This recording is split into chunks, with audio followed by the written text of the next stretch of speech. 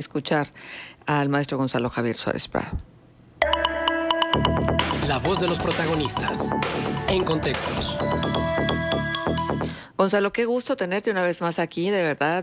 Aprovecho para agradecerte de una manera muy puntual este ánimo y esta gana que tienes de estar con nosotros como experto en materia legislativa.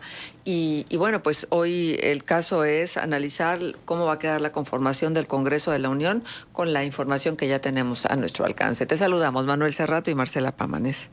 Marcela, Manuel, buenos días, auditorio que nos escucha en redes y por radio en La Laguna. Muy buenos días. Sí, tercera vez que nos saludamos a lo largo de una semana y bueno, te escucho un poco cansada de tu voz, Marcela, han sido muchas horas al aire, pero vale la pena. Sí, mira, qué bien que lo notas, perdóname, pero sí, ando un poco así como la voz raspada, pero con el ánimo igual, ¿eh? Eso yo sé, por eso con mucho gusto colaboramos todos. Gracias. Pues sí, tenemos ya el primer corte final del conteo. Recordemos que en el proceso, este domingo recién pasó, la población, los ciudadanos, sus vecinos, nuestros amigos, estuvieron presentes en las casillas, recibiendo nuestros votos y contándolos. Esto en presencia de representantes de partidos y de candidatos. Es decir, ahí en las casillas es difícil, no imposible hacer trampas, se requiere que mucha gente se coordine para hacerlo, entonces, y es gente que conocemos, que vive cerca de nosotros, en nuestras casas, en nuestras colonias, es difícil que nos hagan trampa a nuestros vecinos. Ya se hace el conteo, sí hubo incidentes por ahí, algún robo de urnas completas en Oaxaca, el desafortunado evento de las cabezas rodando en Tijuana, para espantar a la gente, pero consideramos que fueron 168,000 casillas en el país y que hubo incidentes en alrededor de 30 que no se alcanzaron a poner, y estos 8 o 10 incidentes violentos, podemos decir que fue una jornada en calma. ¿Qué sigue en el proceso? Este miércoles, cada una de las juntas distritales del Instituto Nacional Electoral recibirá los paquetes, verificará las actas, y si algún representante de partido, algún representante de candidato no está conforme con lo que dice, o considera que su acta, o que estuvo mal contada una, que por ejemplo la suma no dé el total de boletas y demás, se abren los paquetes y se vuelven a contar las actas. Esto por lo general fluctúa entre un 3 o un 5% de las actas recibidas. A veces se encuentran errores, la mayoría no son graves, no alteran el resultado electoral, pero hay este segundo paso de verificación. Y con esto tendremos quiénes son los ganadores distrito por distrito. Y el próximo domingo, en el Instituto Nacional Electoral, ya se hace el recuento a nivel nacional. Nuevamente, si hay alguna discrepancia, se puede cotejar ahí, y ya es donde se asignarán los diputados de representación proporcional, de los diputados de lista, que cada partido propone por circunscripciones, grupos de estados, aproximadamente de 4 a 6 estados, donde cada uno tiene un grupo de candidatos que se elegirán de conformidad al número de votos que recibió cada partido. Entonces, será hasta el domingo que tendremos la conformación definitiva del Congreso. Por eso hasta ahorita el INE nos ha hablado de rangos, de que va a haber un número de diputados que varía según cada partido, ¿no? Y se nos habla pues de rangos, por ejemplo, que puede ocurrir que el PRD, que es uno de los pequeñitos, ¿no?, podrá tener entre 12 y 21 diputados. Actualmente tiene 11, es decir, por lo menos va a ganar uno más, ¿no? Morena fluctuará entre 190 y 203, que contrastan con los 253 que tiene en este momento. La fracción panista, que hoy día la conforman 79 diputados, pasará a un número de entre 106 y 117. El PRI se ubicará entre 63 y 75, pasando desde 49, es decir, estos dos grandes partidos opositores subieron, lo que Morena bajó. Tal vez el caso más notable es el Partido Verde, que pasa de tener 11 a ubicarse en una cuenta entre 40 y 49 diputados. Digamos que con 44 multiplicaría por 4 su presencia, es el gran ganador. El Partido del Trabajo, que actualmente tiene 47, se ubicará en el rango de 35 a 41, es decir, perderá algunos de los que hoy tiene. Y lo más relevante es que Morena, que hoy día tiene 253, pues un poco más de la mitad de la Cámara, que son 250. Eso le daba la posibilidad de dirigir o de conducir la Junta de Coordinación Política, la JUCOPO, que es el órgano donde se presentan los representantes de cada uno de los grupos parlamentarios y donde se vota en unos temas en igualdad, todos valen uno, porque representan un grupo, y en algunos temas con voto ponderado, dependiendo del número de diputados que tienen. Si se confirman los resultados y Morena llega, digamos, a 197 diputados, no tiene los 150 y por lo tanto no podrá presidir por 3 años la Junta de Coordinación Política. Tendrá que rolarla a la segunda y a la tercera fuerza. Esto es, el primer año conduce Morena, el segundo año lo traerá el PAN, y el tercer año la legislatura que se integra lo manejará el PRI, precisamente en año electoral. Esto puede parecer algo complicado. Bien. Sin embargo, si le sumas a los 2 partidos que fueron en Juntos Haremos Historia, PT más Verde, sí alcanzan a tener una mayoría calificada, una mayoría de más de 250 diputados, y esto les permitiría que se aprueben las leyes de manera inmediata. Una de las incógnitas es si Encuentro Social logra o no tener diputados. En el peor escenario, si llega al 3% de la votación, tendrá 6 diputados, y en un escenario menor se queda con 0 y actualmente está cerca de 200,000 votos abajo del umbral, es decir, posiblemente se nos muere en la mesa, junto con los 3 partidos con redes sociales progresistas y Fuerza por México, que no alcanzaron ese umbral. Entonces, ¿dónde va a estar el punto clave? Sí, los partidos del Trabajo y Verde se van a aliar con Morena de una manera disciplinada y firme y van a apoyar en todo a las decisiones del presidente, o si se van a ir caso por caso a decidir si regatean o no el apoyo. En la legislatura que termina, dado que Morena tenía 253, no los necesitaba, más que en 2 casos de que le faltaran diputados que no estuvieran presentes, y para alcanzar esa mitad más 1 del quórum. Hoy día, sin ellos, no logra tener una mayoría simple. Y lo saben. El Partido Verde, que, insisto, creció de 11 a 44 diputados, dijo que no sabe que va a reevaluar la alianza y va a ver si apoyan o no definitivamente al presidente. El Partido del Trabajo sí hizo campaña prometiendo que estamos al 100 con ya saben quién, es decir, si parecería mimetizarse. Y algo muy importante que hay que tener en mente. En la legislatura pasada, Morena no ganó los 253 de entrada. Construyó esa mayoría, en parte porque con la alianza que hizo con el PT y el PES, logró traer a algunos de los diputados. Para darnos una idea, el PES ganó, al día de la elección, 51 diputados. Pero ellos 21 se pasaron a la fracción de Morena antes de empezar la legislatura. Es decir, arranca con 30. Y hoy día tiene 21. De ellos, 3 le llegaron de otros partidos que salieron de Morena o salieron del PRI, y perdió una parte importante. O sea, 17 de ellos se fueron a otros grupos parlamentarios, predominantemente a Morena, y algunos otros al PT, cuando intentó colocarse como como pasar de la cuarta a la tercera fuerza y ganarle al PRI la presidencia en la legislatura pasada. Ahora, dado que Morena no tiene mayoría en automático, cada una de las decisiones de estos 2 partidos se volverá estratégica, así como Movimiento Ciudadano. ¿Por qué? Si sumamos el estimado del PAN de 111, los 69 del PRI y los 17 del PRD, son 197 diputados.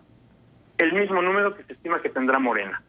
Como dice mi buen amigo José Luis Santisbón, y parodiando a Yoda, el personaje aquel de Star Wars, la fuerza del poder está balanceada. 197 Morena, 197 la principal alianza opositora. Entonces los 3 partidos pequeños, Verde, PT y Movimiento Ciudadano, serán los que podrán determinar qué pasa o qué no pasa en el Congreso de la Unión. Y pues esto hará que cada uno de sus diputados tenga un valor más importante, que decidan sus votos de una forma distinta. Aquí la gran pregunta es cómo será la disciplina al interior de los grupos parlamentarios y luego hacia la coalición mayoritaria. Ahora, Gonzalo, te saludo con mucho gusto, como siempre. El presidente López Obrador había dicho que no ve ningún tipo de riesgo en cuanto a la determinación del presupuesto para sus proyectos sociales, ¿no? Con los resultados de la conformación de la legislatura. Ahora, como nos comentaste el domingo, aquí lo interesante sería también ver si Movimiento Ciudadano se constituye como ese partido bisagra, y lo que nos estás diciendo ahora, qué tanto el PT y el Verde se van a alinear irrestrictamente con las votaciones en favor de las propuestas de Morena. ¿Cómo serían, cómo vislumbras las discusiones justamente del presupuesto, si hay elementos para el presidente López Obrador de sentir esa confianza que no ve ningún tipo de riesgo en cuestión de que sus prioridades se vean alteradas en la distribución de los recursos? Sí, mira, Manuel, recordemos que cuando estamos en el poder tiene que hacer girar las respuestas hacia lo que a uno le interesa. Uh-huh. Es curioso que el presidente diga que el presupuesto para programas sociales ya quedó garantizado a pesar del avance de los fifís, como llamó él.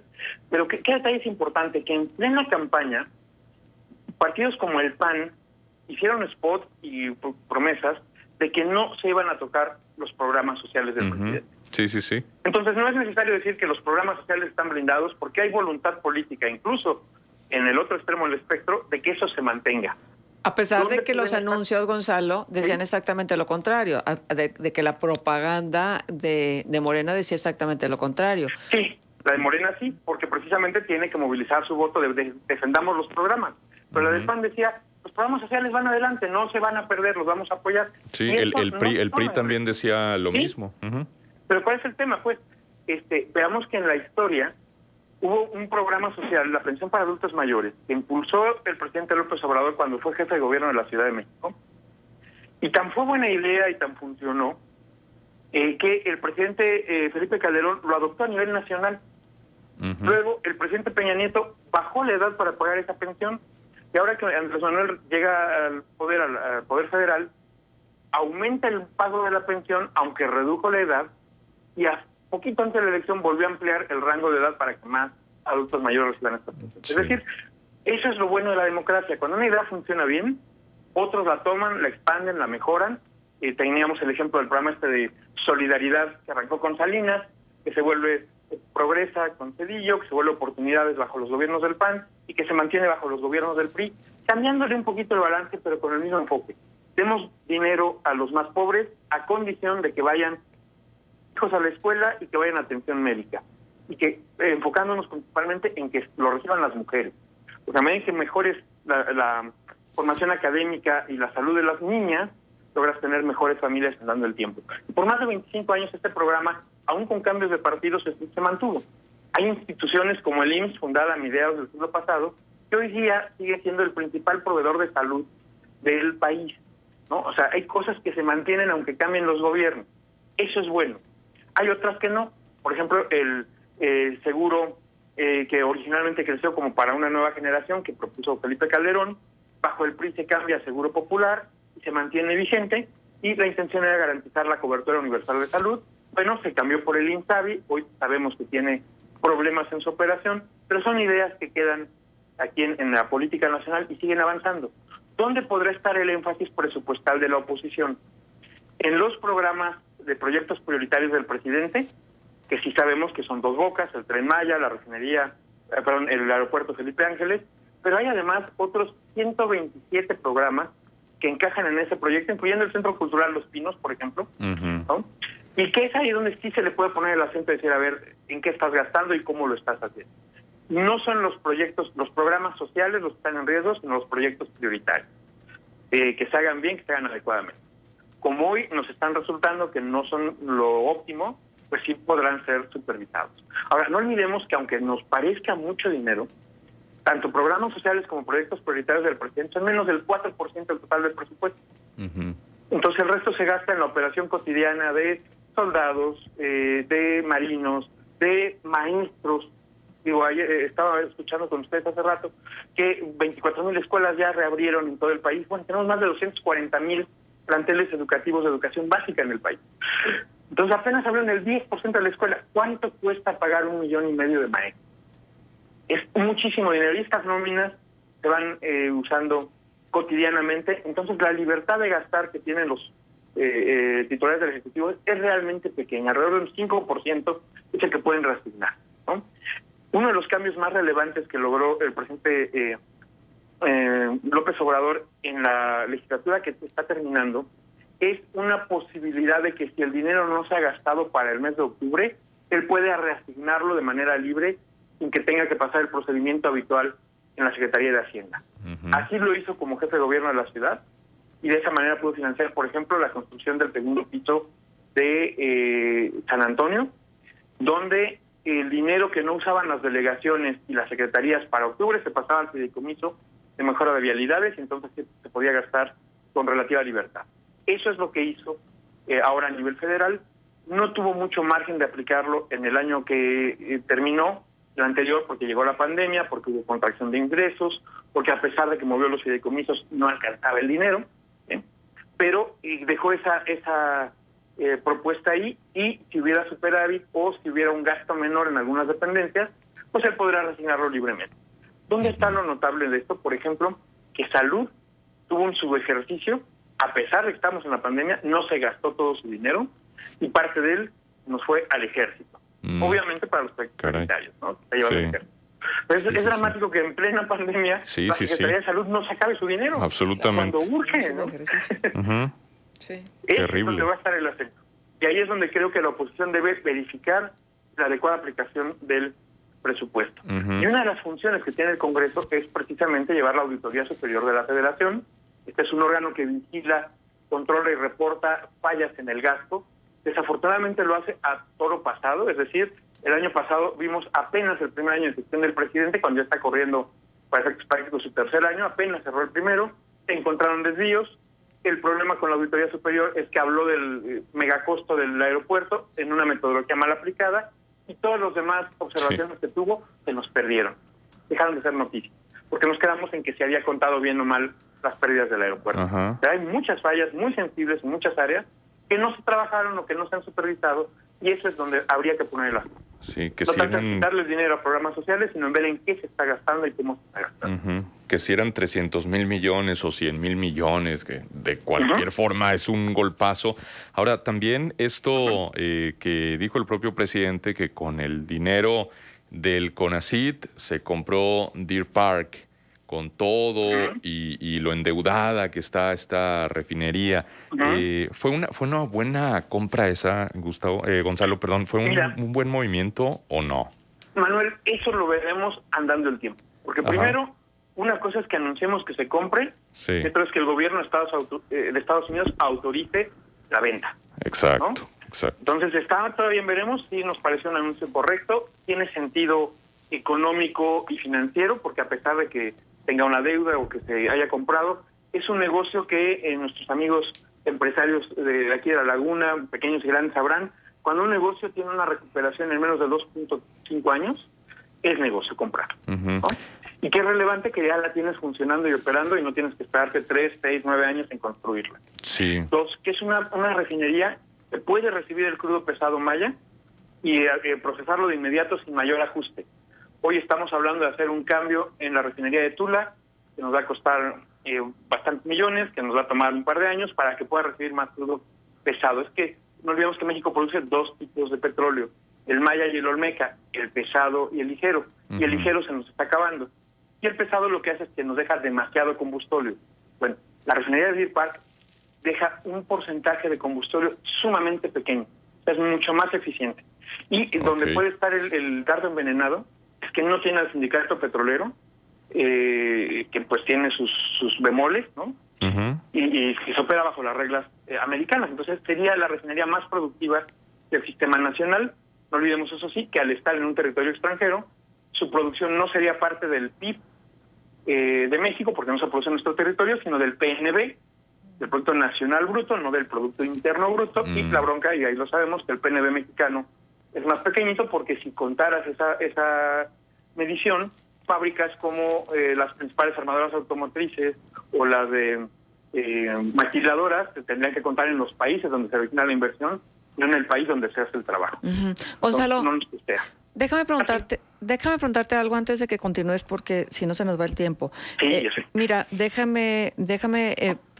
permítenos saber si esta refinería va a reducir de una manera importante las importaciones de gasolina, y en qué porcentaje. Y si vamos a tener gasolina de más calidad, porque el octanaje, sobre todo para muchos coches que hoy se producen, sí es determinante en la eficiencia y en la calidad. Sí, pero no olvidemos que hoy día México importa el 80% de las gasolinas. 75-80%. O sea, de todos modos vamos a seguir teniendo gasolinas importadas. ¿Pero en qué La refinería porcentaje está en se Texas. sabe? Sí, no te digo, no va a bajar por un detalle. La refinería está en Texas. Entonces, vas a mandarle petróleo mexicano, vas a recibir gasolina, va a ser una propiedad mexicana. Sin embargo, físicamente no puedes traerte la refinería al territorio nacional. Y pues recordemos que se perdió Texas a mediados del siglo XIX, ¿no? Entonces, seguirá siendo gasolina importada, no la va a reducir. Sí se gana un poquito más en el hecho de que sea propiedad de Pemex. Deer Park tiene una capacidad de producción de alrededor de 320,000 barriles, de los cuales solo 110,000 son de gasolina.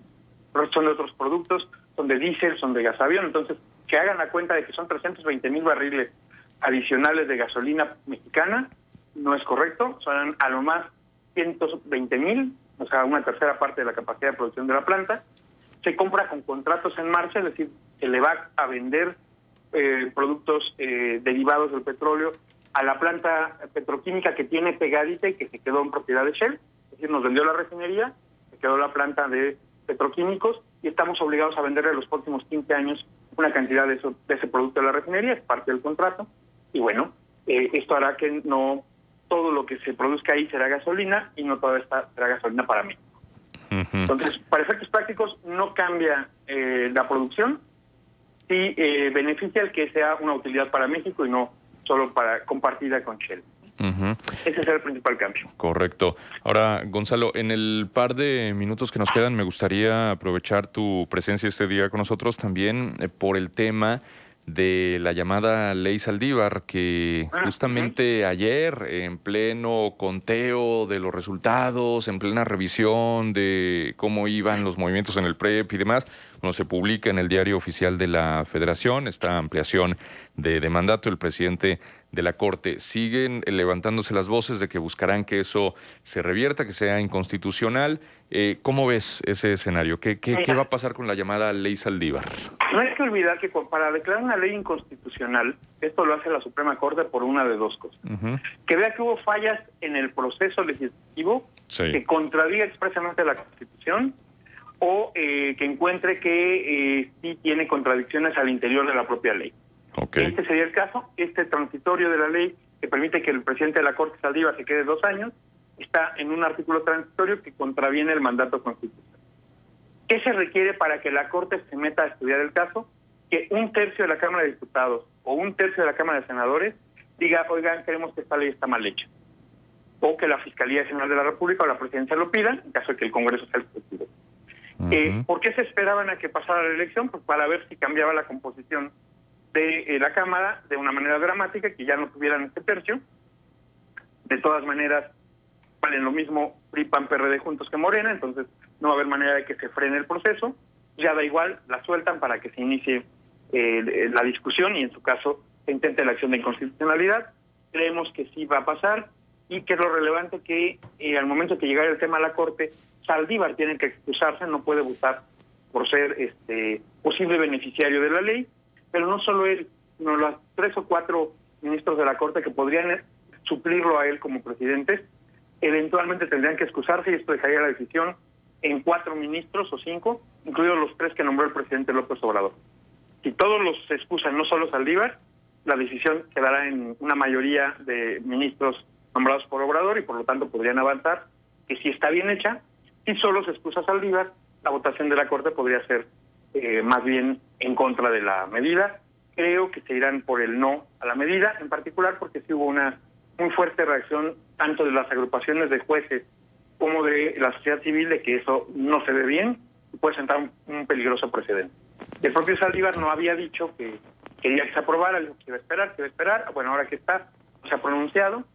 Yo creo que su único mensaje será retirarse de la discusión y dejar que corra como viene, y sí, creo que eventualmente se decidirá que no es conveniente ese artículo, a pesar de que en general la ley tuvo muchas mejoras al proceso legislativo. Y igual, por la discusión mediática y política, nos estamos quedando en un punto sensible, pero uno muy pequeñito de una reforma mucho más grande.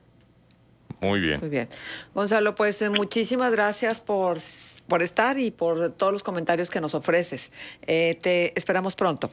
Manuel, Marcela, mucho gusto. Auditorio, nos oímos a la brevedad. Saludos. Muchas gracias. Saludos, Gonzalo. Son las 8:09, vamos a la pausa. Contextos. El programa